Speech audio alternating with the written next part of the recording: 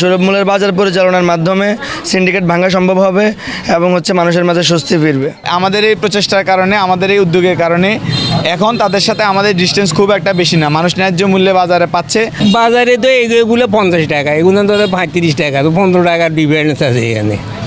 আর copy তো এগুলো এখানে 100 টাকা, আর বাজারে তো আরও অনেক বেশি, 125 টাকা 25 টাকা এগুলো।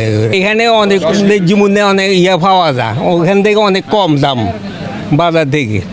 সারা বাংলাদেশে যখন দ্রব্যমূল্যের ঊর্ধ্বগতি এবং সিন্ডিকেটের মাধ্যমে সাধারণ মানুষ জিম্মি, তখন গত 15 দিনের থেকেও বেশি সময় আগে আমরা লক্ষ্মীপুরে ছাত্র সমাজের উদ্যোগে, সামাজিক সংগঠনের উদ্যোগে আমরা একটা সুলভ মূল্যের বাজার স্থাপন করি, এটা দেখে জনমনে কিছুটা স্বস্তি ফিরে।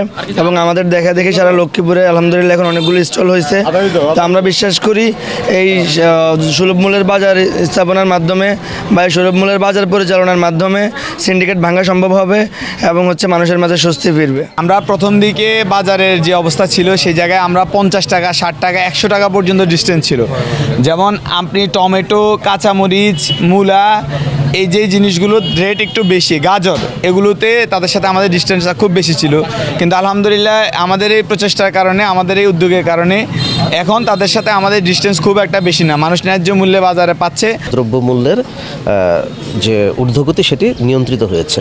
এর পাশাপাশি আমরা আরেকটি বড় কাজ করেছি, যে এই সিন্ডিকেটটি ভেঙে ফেলার জন্য যে আমাদের যে ছাত্র সমাজ রয়েছে, ছাত্র প্রতিনিধি এবং আরও যারা উৎসাহী ব্যক্তি, সংগঠক, তারা আমাদের কাছে এসেছে। আমরা তাদেরকে উদ্বুদ্ধ করেছি যে সরাসরি কৃষকদের কাছ থেকে তারা যদি এই নিত্য প্রয়োজনীয় পণ্য কিনে নিতে পারে, তাহলে যে মূল্যে তারা বিক্রি করতে পারবে সেটি প্রচলিত যে বাজার দর তার চেয়ে অনেক কম হবে।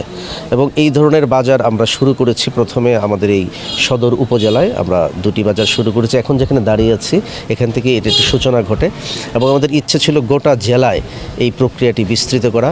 আমাদের উপজেলা নির্বাহী অফিসারগণদের তৎপরতায় প্রতিটি উপজেলায় এই বাজার শুরু হয়েছে এবং ধীরে ধীরে জেলা প্রশাসনের এই উদ্যোগগুলো দেখে বিভিন্ন ব্যক্তি, সংগঠন এবং স্বেচ্ছাসেবী সংস্থা যারা রয়েছে তারাও আমাদের কাছে তাদের আকাঙ্ক্ষাটি তারা শেয়ার করেছে এবং তারাও এই ধরনের উদ্যোগ নিয়েছে। তো এই মুহূর্তে গোটা লক্ষ্মীপুর জেলায় ন্যায্য মূল্যের বাজার বা সুলভ মূল্যের বাজার যাই বলি না কেন, 11টি বাজার রয়েছে এবং আমি এবং আমার সহকর্মীরা নিয়মিতই এটি পরিদর্শন করছি এবং দেখেছি যারা ভোক্তা রয়েছেন, যারা ক্রেতা রয়েছেন, তাদের সন্তুষ্টি প্রকাশ করেছেন। কারণ নিয়মিত বাজারে গিয়ে যে মূল্যটি তাদের দিতে হয় তার চেয়ে অনেক কম মূল্যে, সাশ্রয়ী মূল্যে এই নিত্য প্রয়োজনীয় পণ্য এই সুলভ বাজারগুলো থেকে তারা কিনতে পারছেন এবং এর ফলে আমাদের দ্রব্যমূল্যের ঊর্ধ্বগতি অনেকটা স্থিমিত হয়ে এসেছে। কাজে আমি মনে করি যে এই উদ্যোগের মধ্য দিয়ে আমরা একটি ভালো সুফল পেয়েছি। মূল্য তালিকাটি প্রদর্শন করা কিন্তু বাধ্যতামূলক এবং প্রতিনিয়তই আমাদের যে বাজার মনিটরিং কমিটি যাচ্ছে তাদের এই নির্দেশনার ফলে যারা অতীতে মূল্য তালিকা প্রদর্শন করতো না